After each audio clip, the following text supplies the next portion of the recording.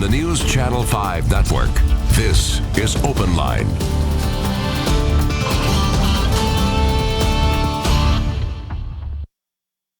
Hello, everyone. Welcome to OpenLine. Very interesting show, I believe, tonight. We are talking about what's going to happen tomorrow. Tomorrow is a major day. After 22 months of investigating, we will see a redacted version of the 400-page Mueller report. CBS News is going to break into coverage or break into the soap operas or whatever it is that will be airing at that time. It's a big deal. And we're going to learn much more than we have to this point about what Mueller had to say after investigating ties to Russia, obstruction, all kinds of things for 22 months. So for tonight, what I want to do, I want to encourage you to call in. You know how sometimes we do open phones? This is like open phones. Call in with your thoughts on this. Will this report change your mind or anyone's mind about the president? And what do you think about the report being released tomorrow? Are you happy? Are you upset? Are you skeptical? What are your thoughts? So I encourage you to call in, and I'm so happy to have with us Dr. Thomas Schwartz, Vanderbilt Political Science Professor. Thank you for being here. Thank you for having me on the program. Thank you very much for coming on. And so what do you see? Tomorrow is what, in your opinion? Well, I think it will allow, it may allow for a re-energizing of the debate about the president's behavior, the president's campaign's ties to Russia, the Russian attempt to interfere with the 2016 election, whether or not the president tried to stop the investigation. It may re-energize that debate. There's going to be a lot of details. A lot of materials will come out that will suggest contacts between his campaign and the Russians, will suggest things that the president did after he became president that might have interfered with the investigation. There will be suggestions about the different activities that went on of some of his staff and others. So there'd be a lot of possibilities. The summary said that there was no collusion, and that the special prosecutor decided not to make a determination about obstruction of justice. And I think what people will see is what's behind those conclusions. And so, all right, I'm going to start going to calls. So we have calls, okay. Mac and Paul. Mm-hmm. But I want to ask you one other thing. Will this report change people's mind, in your opinion, about the president? No. No. No. And all right, now I'm going to ask one other question. And then Mac and Paul, hold on. All right, we had a similar report under Bill Clinton where Ken Starr investigated for a long time and Whitewater. And then what came out was not Whitewater, it was Monica Lewinsky. Okay? What we have now is something different, where we had, right after this report was released by Mueller, a 4-page summary of a 400-page report.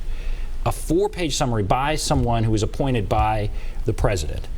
Why didn't we get a 4-page summary report of Whitewater from Janet Reno in the Bill Clinton investigation?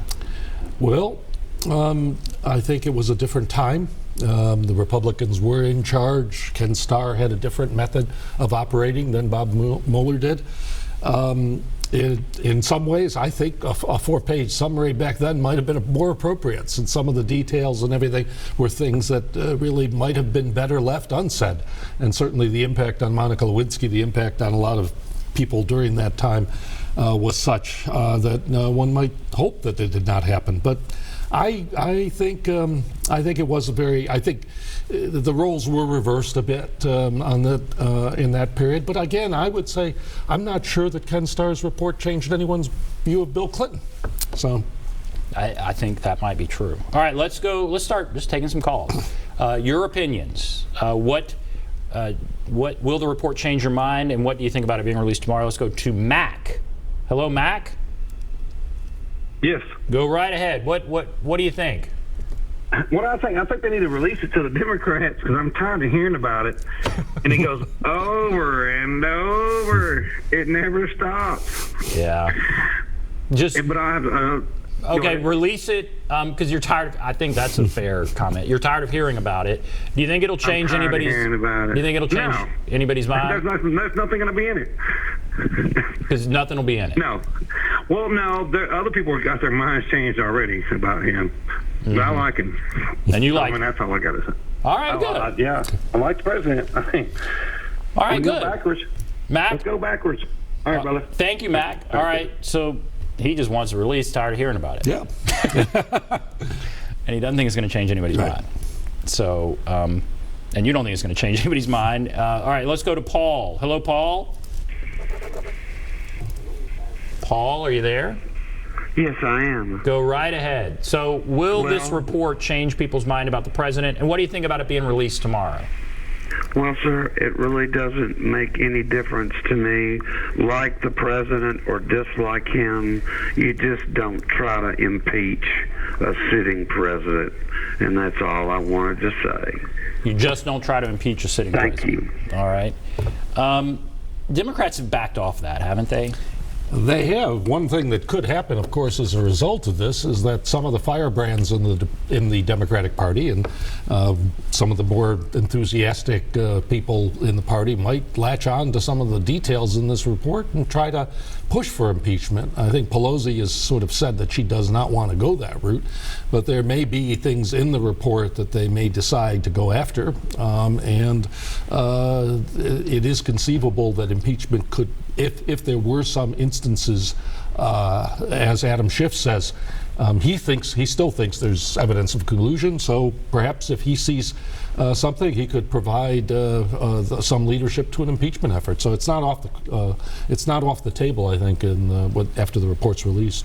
Is this going to be a surprise tomorrow to a lot of people? I guess it'd be a surprise to me because I don't know. All I've seen is 4 pages. Right. In Congress, do they already have an idea what's in it, or is it going to be like it comes out and they start reading this thing and they're shocked? This will be the first time they see these details. Well, I think Mueller did say in the report that there are some things that.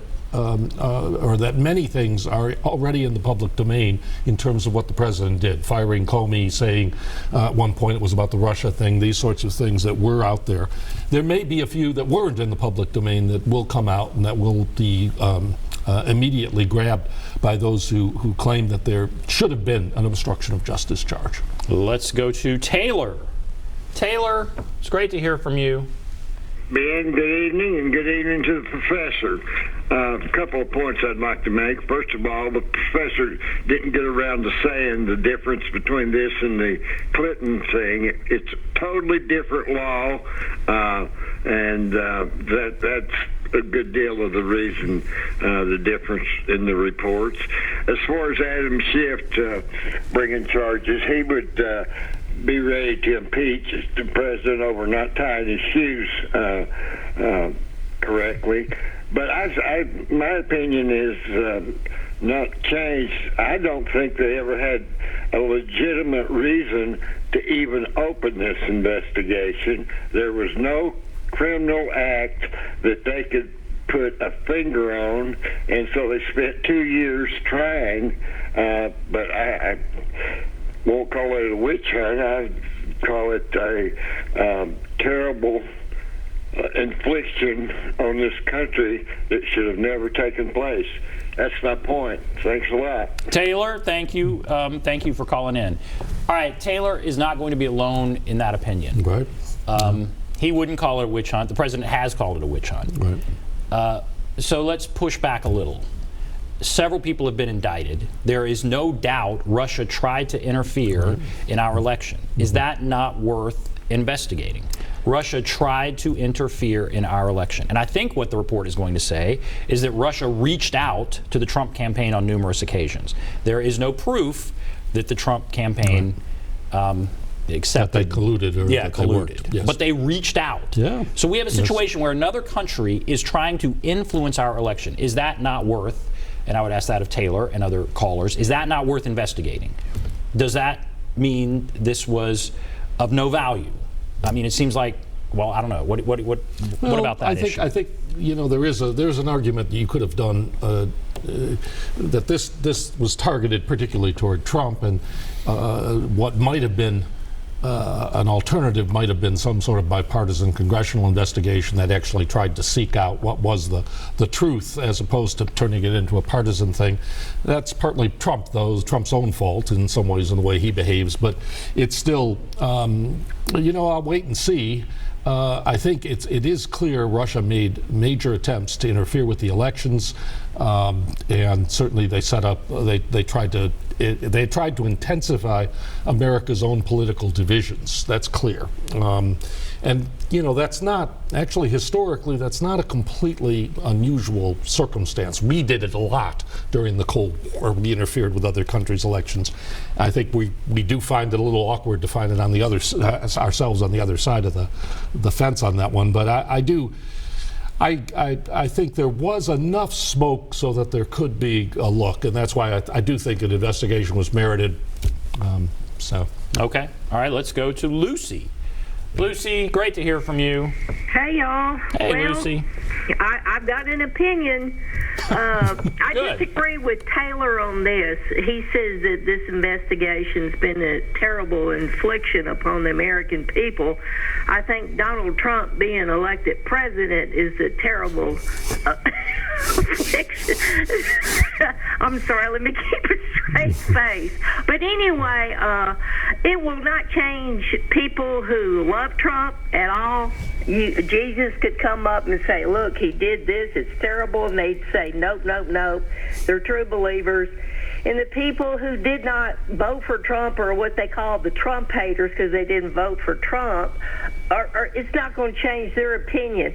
I don't think it would change their opinion if they found dead bodies in his trunk of his car. It wouldn't change their opinion. They'd still think that he's not that great of a president. He's a terrible person because he's a liar, and that's my opinion. He's a terrible liar. I think they ought to call this Mueller investigation. You've heard the old movie Mr. Smith Goes to Washington.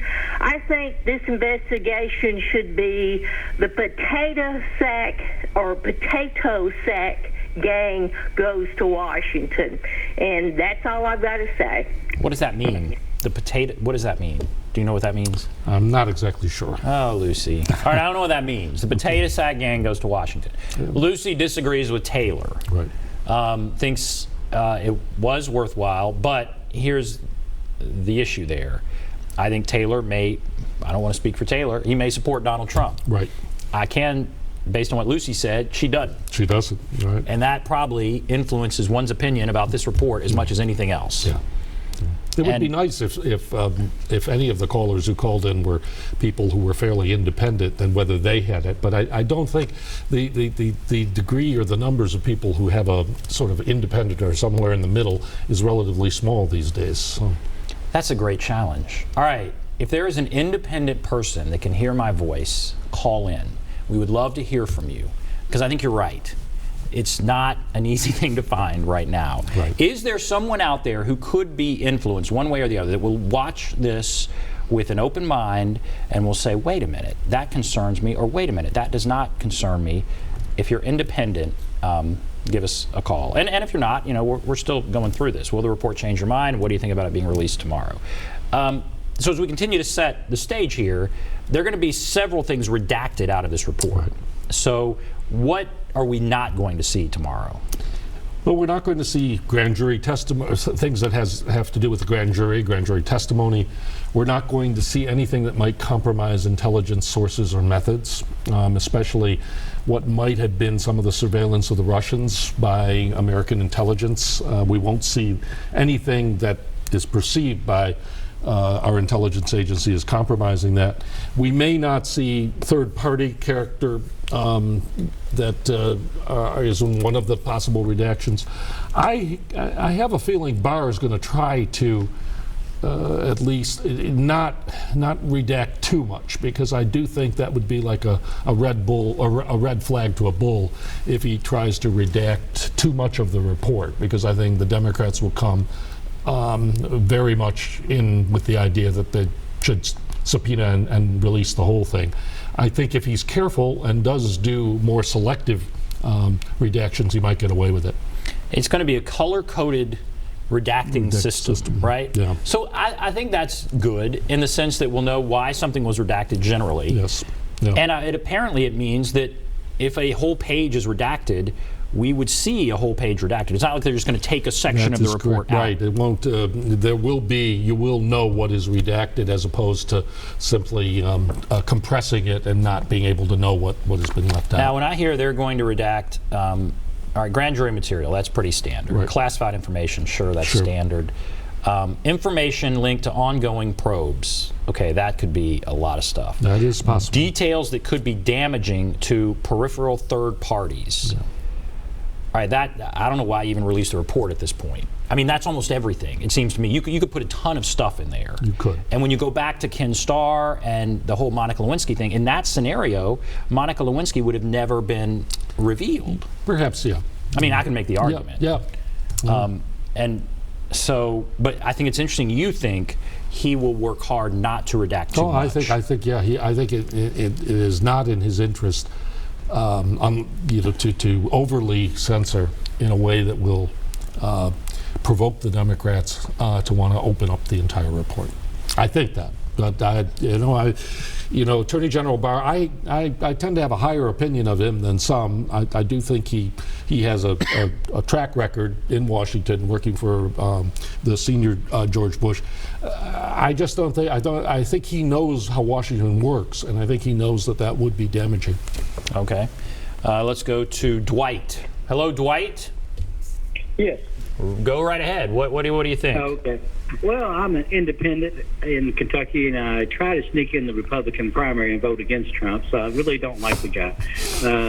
But having said that, I do want rule of law. This is not a witch hunt if it's reasonable cause.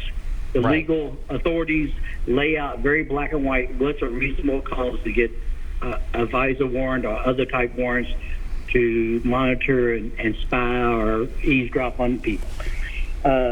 I really, really hope that there's reasonable cause. But if there's not reasonable cause, someone's got to go to jail. You can't just investigate your opponents. The biggest fear the Democrats would have would be Trump saying, hey, let's drop that. I'm okay with investigating the other party on rumors. I mean, if we can do that, he'll do that all day long, and we do not want him to have that power. We don't want Trump to have that power? Is that what you mean? Well, I don't want anyone. Any president. Yeah, you're right. We don't want any president to have that power. Any party to say, hey, you know what, we got some rumors that we've found out about, and we circulate these rumors, and we want to get an investigation. We want to get a subpoena based on these rumors. Okay. You want reasonable cause, and it's very black and white. I mean, Mueller, I hope, I'm not naive, but I trust the FBI to and I think there are investigations going on, but I'm just trusting that if it's based on rumors, that somebody's going to go to jail. Okay. Well, how many people have been indicted? I mean, it's several people. Yeah. And several people are going to go to... Yeah, there has all been some guilty pleas. I want to say about 34 have been indicted, but a lot of those were Russians. And so, there's about 3 or 4 guilty pleas already. They have, but most of the indictments are on issues and other questions a little bit remote from the investigation. But. All right, we've gone on a little too long in our first segment. We're going to take a break. If you want to call in, there it is. Almost like open phones. Kind of, what is your opinion? Will this report change your mind about the president? Will it change anyone's mind? And what do you think about the report being released tomorrow? Are you happy? Upset? Skeptical? What are your thoughts? There's a number, 615-737-PLUS, 615-737-7587. Take a break. Be back right after this.